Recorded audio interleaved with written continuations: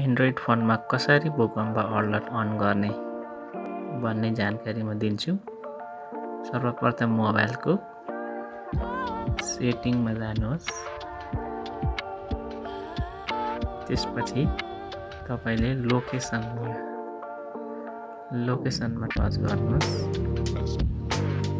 र यहाँ earthquake alert भन्ने छ। यो मेरो अलरेडी अन छ।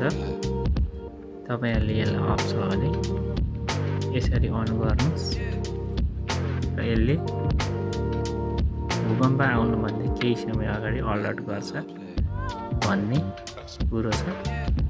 र फेरि पनि यहाँलाई म सुरुदेखि देखाउन चाहन्छु। मोबाइलको एप्समा सेटिङमा जानुहोस्। त्यसपछि यहाँले लोकेसनमा टच गर्नुहोस्।